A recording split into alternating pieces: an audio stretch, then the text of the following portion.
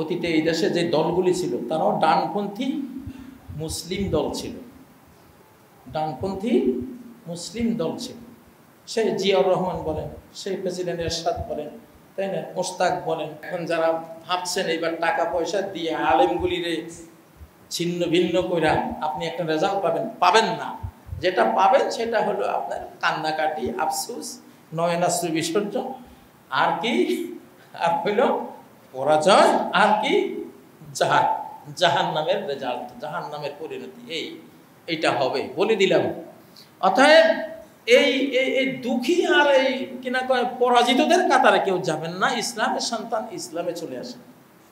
ইসলামের সন্তানরা, যুগ বদলে গেছে, এখন ইসলামের যুগ এসে গেছে। আপনি আগে যেই দল করেছেন করেন, এখন ইসলামের সাথে যোগ দেন, ইসলামের সাথে যোগ দেন ইনশাআল্লাহ। অতীতে এই দেশে যে দলগুলি ছিল তারাও ডানপন্থী মুসলিম দল ছিল, ডানপন্থী মুসলিম দল ছিল। সেই জিয়াউর রহমান বলেন, সেই প্রেসিডেন্ট এরশাদ বলেন, তাই না, মোস্তাক বলেন, না আমার বেশি দিলাম না, অতীতে সামনে পিছনে এরা মোটামুটি সবাই কি ছিল, অধিকাংশরাই ডানপন্থী মুসলিম ছিল। তো ইসলামের দিকে তো কদম আছে, আপনি আপনি ওনারা একদূর করছে, আপনি বাকিটা ইসলামের দিকে আসে। আপনি যত অপরাধই করেন, আপনি খাঁটিভাবে ইসলামের দিকে আসলে ক্ষমার ব্যবস্থা আল্লাহ আকাশ থেকে করবেন। এটা হলো কথা। কেউ ওই হায় আফসোসকারীদের কাতারে যাবেন না। এখন আর পৃথিবীতে সময় নাই, সময় নেই। সময় হলো দিনের ঝড় গতিতে দিন আসবে, হাইপারসনিক গতিতে ইসলাম আসবে। কিছু বুঝে উঠতে পারবে না মানুষ যে কিতে কি হয়ে গেল, এইভাবে আসবে। মিন হাইসু লাম ইয়াহতাসিবু, আল্লাহর ধরা, আল্লাহর জয়, আল্লাহর দিক থেকে অ্যাকশনটা সর্বদাই আসে মিন হাইসু লাম ইয়াহতাসিবু। কেউ কল্পনাই করতে পারবে, কেউ কল্পনাই করতে পারবে না যে কিভাবে কি হলো।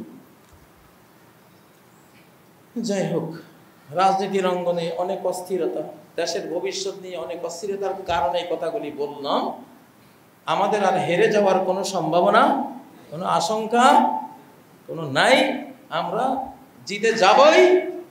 রক্ত ঢালতে হলে রক্ত ঢালবো, রক্ত যারা ঢালবো জান্নাতে চলে যাব, যারা থাকবো তারা শাসন করবো ইনশাআল্লাহ। একদল রক্ত দিয়ে জান্নাতে চলে যাব, আর একদল যারা বেঁচে থাকবো দেশ উপমহাদেশ মহাদেশ শাসন করবো ইনশাআল্লাহ। বাঁচলে গাজী, মরলে শহীদ, অথবা বাঁচলে শাসক, মরলে শহীদ। বাঁচলে শাসক, মরলে শহীদ। সাহাবীরা ব্যাখ্যা এটা দিতেন। আচ্ছা, মরলে তো শহীদ হলাম, আর বাঁচলে কি করবা? ওনারা বাঁচলে বিশ্ব শাসন করব। তোদের রক্তের মূল্য আছে না, তোরা যে রক্ত দিয়া দুইটা মূল্য পাবি। তোরা পাবি জান্নাত, আমরা পাবো বিশ্ব শাসন ইনশাআল্লাহ। অতএব এটা হলো রেজাল্ট, এটা হলো আগামী বাংলাদেশের রাজনৈতিক ভবিষ্যৎ ইনশাআল্লাহ। কোরআন থেকে বললাম, হাদিস থেকে বললাম, ইতিহাস থেকে বললাম, আল্লাহর পক্ষ থেকে পাওয়া আধ্যাত্মিক বার্তা এলহাম থেকে বললাম। এর বাইরে যাওয়ার কোনো সুযোগ নাই, যাবে না ইনশাআল্লাহ। কথা ক্লিয়ার। অতএব ইসলামের সন্তানরা ইসলামের দিকে আসে, কোরআনের দিকে আসে। ইসলাম যে কত মহানুভব, ইসলামী যে মানবতা, ইসলামী যে সভ্যতা, ইসলামে যে মানুষের আধ্যাত্মিকতা, ইসলামটাই যে সম্পদ ধনী হওয়ার রাস্তা, ইসলামটাই যে চির সুখী হওয়ার রাস্তা, ইসলামটাই যে চির সম্মানিত হওয়ার রাস্তা, ইসলামটাই যে তোমার দুনিয়া, তোমার আখেরাত। এটা তুমি বুঝবা ইনশাআল্লাহ। আসো ইসলামের। আল ইসলাম ইয়াহদিমু মা কানা ক্বাবলা। তুমি যদি খাঁটি অন্তর নিয়ে যে আল্লাহ আমি এখন থেকে ইসলামী আদর্শ কোথায় আছে আমি সেদিকে আছি, আল্লাহ তোমার অতীত সব গুনাহ ক্ষমা করে দেবেন ইনশাআল্লাহ। আর আকাশ থেকে তুমি যখন ক্ষমা পেয়ে যাবা, জমিনেও আর তোমার কেউ ডিস্টার্ব করবে না। আল্লাহ তাআলা তৌফিক দেন বাংলাদেশের সন্তানদেরকে ইসলাম, বাংলাদেশের মানচিত্র এবং বাংলার এই মাতৃভাষা, এই গণ্ডিতে আল্লাহ তাআলা সসম্মানে আসার, প্রবেশ করার এবং এই রাজনীতি করার তৌফিক দান করুন। আকুলু কওলি হাযা ওয়া আস্তাগফিরুল্লাহ লি ওয়া লাকুম ফাস্তাগফিরুহু ওয়া আতুবু ইলাইহি ইন্নাহু হুয়াল গফুরুর রহিম।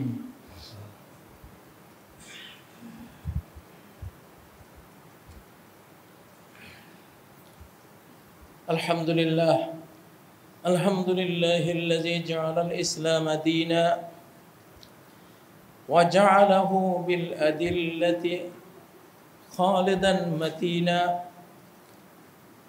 ওয়া জাআলা লিল ইসলামি দাওলাতান ওয়া হিকমাতান ওয়া কুরআনান মুবিনা। আউযু বিল্লাহি মিনাশ শাইতানির রাজীম। বিসমিল্লাহির রহমানির রহিম। ইন্নাল্লাহা ওয়া মালাইকাতাহু ইউসাল্লুনা আলান নবী ইয়া আইয়ুহাল্লাযীনা আমানু সাল্লু আলাইহি ওয়া সাল্লিমু তাসলিমা। আল্লাহুম্মা সাল্লি ওয়া সাল্লিম ওয়া বারিক আলা মুহাম্মাদ ওয়া আলা আলি মুহাম্মাদ কামা সাল্লাইতা ওয়া সাল্লামতা ওয়া বারাকতা আলা ইব্রাহিম ওয়া আলা আলি ইব্রাহিম ইন্নাকা হামিদুম মাজিদ। ইবাদাল্লাহ ইত্তাকুল্লাহ ওয়াদখুলু ফিস সিলমি কাফা। আল্লাহর বান্দাগণ, পুরোপুরিভাবে ইসলামে প্রবেশ করুন, পুরোপুরিভাবে এই দ্বীনে প্রবেশ করুন। এই দ্বীনটাই আমাদের সকল দুঃখ বেদনার আগুন থেকে বাঁচার উপায়। এই দ্বীনেই আমাদের সকল ডিপ্রেশন টেনশন থেকে বাঁচার উপায়। এই দ্বীনই আমাদের সকল অন্ধকার থেকে আলোর জগতে আসার উপায়। এই দিনটাই একমাত্র আল্লাহ তাআলাকে পাওয়ার উপায়। এই দিনটাই শুধুমাত্র মুহাম্মদ সাল্লাল্লাহু আলাইহি সাল্লামকে নবী রূপে পাওয়ার একমাত্র উপায়। অতএব আমাদের যে দিন, যে স্বধর্ম, বাংলাদেশের যে ধর্ম, বাংলাদেশের যে ধর্মের জন্য বাংলাদেশ মানচিত্র তৈরি হয়েছিল এবং বাংলাদেশের রাষ্ট্রধর্ম ইসলাম রূপে স্বীকৃতও আছে, এই দিনে আপনারা সবাই প্রবেশ করুন, পরিপূর্ণভাবে প্রবেশ করুন। জীবনের প্রত্যেকটা দিক বিভাগ ইসলামের আলোয় সাজিয়ে নিন। আপনার চিন্তার জগৎটা ইসলামী জগৎ হোক। আপনি প্রত্যেকটা কাজে ভাববেন, এই কাজে আমাকে দুইটা সফলতা নিতে হবে। আমার জীবনের প্রতিটি কাজে দুইটা সফলতা নিতে হবে, একটা দুনিয়ার সফলতা, একটা আমার পরকালের সফলতা। প্রতিটি কাজে আমার ব্যবসা কয়টা? দুইটা। এই জন্যই ব্যবসা করতে গেলে হালাল হারাম পাঁচ বিচার। কেন? তাহলে দুইটাই পাবো। যদি হালালটা করি, যদি হারামটা ছাড়ি, দুনিয়াও পেয়ে গেলাম, আখিরাতও পেয়ে গেলাম। শুকুর না খেয়ে আমি ভেড়া, বকরি, গরুর গোশত খেলাম, ওরা শুকুর খেয়ে পেট ভরে, আমি খেলাম না। কারণ ওইটা খেলে দুনিয়া কিছু পাওয়া যেতে পারে, বাট পরকাল শেষ হবে। আমি তো এমনটাই খাবো, দুনিয়াও পাবো, সুন্দরভাবে পাবো, তার চেয়েও বেশি সুস্থ থাকবো, আবার আমি পরকালও আমি পেয়ে যাব। আমার প্রত্যেকটা কাজে দুইটা প্রাপ্তি থাকতেই হবে। রাজনীতি আমি করতে পারি, যারা ইসলামকে জায়গায় দেয় না রাজনীতিতে, আমি তাদের দলে যাইতে পারি, কিন্তু আমি তাদের দলে গেলে একটা পাবো, আর একটা আমি মেরে দিলাম। আর যদি যারা ইসলামকে রাজনীতিতে স্থান দেন, সম্মান দেন, ইসলামী কৃষ্টি কালচার, নিয়ম নীতি, আইন কানুনকে সম্মান দেন, আমি তাদের সাথে মিললে আমি দুনিয়াও পাবো, আমি আখিরাতও আমি পাবো। ঠিক নয় কি? নারীরা এক ধরনের জীবন আধুনিকতা নিয়ে চলে, এক ধরনের ড্রেস কোড ফলো করে, এক ধরনের সংস্কৃতি তারা ফলো করে, করে কিনা? তো একটা সংস্কৃতি আছে, এটা নিলে কিছুটা এই দুনিয়ার একটুখানি হয়তো ফুংফাং একটুখানি আমি পাইলাম, কিন্তু আখেরাত আমার মনে সাক্ষ্য দিবে যে আমার আখেরাত নাই। এই ড্রেস নিলে, এই সংস্কৃতি নিলে, এই বেহায়াপনা নিলে আমার কোনো পরকাল নাই। যে এটা করে তার মনে সাক্ষ্য দেয়। ঠিক নয় কি? সাক্ষ্য না দিলে সে সেলজিবিরে তওবা করে কেন? সিনেমার গায়িকা নায়িকারা দেখি বোরকা নেয়, কেন বোরকা নেয়? হলিউড বলিউড ওরা হেদায়েতের পথ খুঁজে কেন? বুঝে মনে বলে যে এটা শয়তানি, এটা একটা শয়তানি করতেছি আমি। ঠিক নয় কি? তাহলে আমি তো এমন একটা কৃষ্টি নেব, এমন একটা সভ্যতা নেব, এমন একটা ড্রেস, এমন একটা নারী নীতি নেব। আমি নারী নীতি গিয়ে নারী নীতিটা নিতে গিয়ে আমার সরকারকে ভাবতে হবে, সচিবদেরকে ভাবতে হবে, মন্ত্রীদেরকে, উপদেষ্টাদেরকে ভাবতে হবে কোন নারী নীতিটা নেব যেটাতে আমার দু জাহানের সফলতা আছে। আমার এই বাংলাদেশের নাগরিক যে নারী নীতি নিলে দুনিয়াতেও সম্মান, মৃত্যুর পরে অনন্তকালের সম্মান সে পেয়ে যাবে। আমি তো এমন নারী নীতি নিয়ে চলতে পারি না যে নারী নীতি নিয়ে আমি চললে নিকৃষ্ট একটা জীবন যাপন করে দুনিয়া পার করতে পারবো, বাট মরার সাথে সাথে আমার জাহান্নামের আগুন শুরু হয়ে যাবে। আমি তো সেই নারী নীতি নিতে পারবো না। পারবো? পারা কি উচিত? বাংলাদেশে আপনারা চান? তাহলে আমাদের সকল ক্ষেত্রে দুইটা জিনিস ভেবে প্রত্যেকটা কাজ আমার করতে হবে, যে এইটা আমাকে করতে হবে দুই জাহানের সফলতা নেয়ার ফর্মুলায়। আমি এক জাহানের সফলতা চিন্তা করে আমি কোনো কাজ করতে পারবো না। যে কোনো কাজ, রাজনীতি বলেন, সমাজনীতি বলেন, আপনি অর্থনীতি বলেন, আপনি সংস্কৃতি বলেন, কৃষ্টি কালচার বলেন, রাষ্ট্রনীতি বলেন, আপনি সচিবালয়ের চাকরি বলেন, চৌকিদারের চাকরি বলেন, ব্যবসা বাণিজ্য বলেন, নারী নীতি বলেন, প্রত্যেকটা কাজে আমার দুইটা সফলতা আছে কিনা এটা আমার ভাবতে হবে, দেখতে হবে। ফিদ দুনিয়া ওয়াল আখিরা, রব্বানা আতিনা ফিদ দুনিয়া হাসানা ওয়া ফিল আখিরাতি হাসানা। আল্লাহ দুনিয়ার জীবনে সৌন্দর্য চাই, ভালোটা চাই, আখিরাতের জীবনে ভালোটা চাই। তাহলে শুধু একটার ভাবনা ভেবে আমি কাজ করতে পারি না, পারবো না, পারা উচিত না। আল্লাহ তাআলা আমাদেরকে, আমাদের এই বাংলাদেশের জনগণকে তৌফিক দিন, প্রতিটি কাজেই তার দুনিয়ার কি পাবে, তার পরকালের কি পাবে, এইটা সেই সাথে ভাবে ইনশাআল্লাহ। আগামী রাষ্ট্র পরিচালনার ক্ষেত্রেও এই ভাবনাটা একবারে ফরজ ভাবনা আল্লাহ তাআলা তৌফিক দেন। আল্লাহ তাআলা আমাদের মা বাবাকে ক্ষমা করেন, জীবিত মৃত সকল মুমিন মুমিনা মুসলিম মুসলিমাকে ক্ষমা করেন। আল্লাহ বাংলাদেশের সরকারকে, 24-এর এই সরকার, 24-এর এই স্বাধীনতা আকাশ থেকে এসেছে, অতএব আকাশের নিয়মে যাতে এই দেশের সরকার, এই দেশের জনগণ, এই দেশের সরকারি কর্মচারী কর্মকর্তা, এদেশের পুলিশ, এদেশের র্যাব, বিজিবি, এদেশের সেনাবাহিনী সবাই যাতে আকাশকে ফলো করে, আকাশের নিয়মকে ফলো করে। আমি যে একটু আগে বলেছিলাম যে শেষ জামানার হাদিসগুলিতে অনেক মহাদেশের নাম পাওয়া যায় না, নামে পাওয়া যায়, থাকলে তো নাম পাওয়া যাইত, নামে তো পাওয়া যায়। সামনে বড় কঠিন সময় আসতেছে, ভূমিকম্প, সিরিজ ভূমিকম্প, সূর্য পশ্চিম থেকে ওঠা, পারমাণবিক যুদ্ধ, বিশ্বময় কালো ধোঁয়ায় 40 দিন ঢেকে যাওয়া, এই ধরনের বিশ্ব বিপর্যয় সৃষ্টিকারী বিষয়গুলি আসতেছে সামনে।